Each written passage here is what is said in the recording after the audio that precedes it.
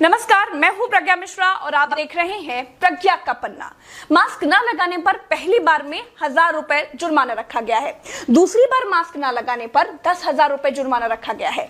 पूरा दिन सड़कों पर वसूली चल रही है। ठीक है, आपने अपनी तरफ से वसूली कार्यक्रम शुरू कर दिया है, लेकिन अस्पताल में बेड न मिलने पर सरकार पर कितना जुर्माना होना चाहिए? वेंटिलेटर न मिलने पर सरकार पर कितना जुर्माना होना चाहिए? कोरोना टेस्ट न होने पर सरकार पर कितना जुर्माना होना चाहिए? शमशान में मुर्दा जलाने के लिए लकड़ियां न होने पर सरकार पर कितना जुर्माना होना चाहिए? शमशानों में दिन दिन भर मुर्दा जलाने की वेटिंग के लिए सरकार पर कितना जुर्माना होना चाहिए?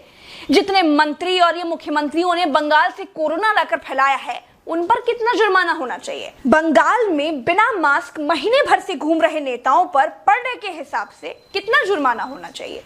क्या सरकारों की कोई जवाबदेही बची है देश में? क्या सरकारों से सवाल पूछने वाला बचा है कोई देश में? क्या कोई पूछ सकता है कि 1 साल से देश कोरोना महामारी झेल रहा है, आपने पूरे देश में कितने नए हॉस्पिटल बनाए हैं? अगर नहीं बनाए तो क्यों नहीं बनाए हैं? क्या कोरोना आपदा में घिरे देश को 1000 करोड़ के नए संसद भवन की जरूरत थी? क्या देश को 300 करोड़ के नए बीजेपी दफ्तर की जरूरत थी? क्या देश को तत्काल 1100 करोड़ के राम मंदिर की आवश्यकता थी? मंदिर के लिए चंदा मांगा जा सकता है तो हॉस्पिटल बनाने के लिए भी सरकार चंदा मांग सकती थी, लेकिन अस्पताल बनाने की नियत नहीं थी। मूर्ति बनाने की नियत थी तो बना दी।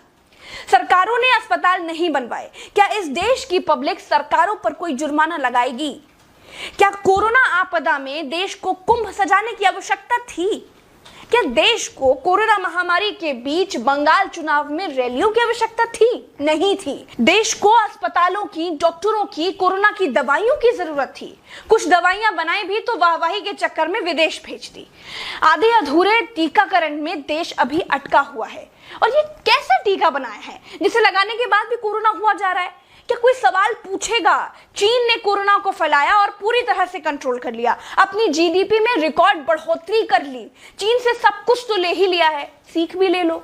देश में सब आत्ममुग्धता के शिकार हैं। सबको अपनी अपनी तारीफ चाहिए। कुछ ने तारीफ के लिए तो फौज पाल रखी है, और जिनका मन फौज से भी नहीं भरता है, उन्होंने तारीफ के लिए सूचना और जनसंपर्क विभाग बना दिए हैं।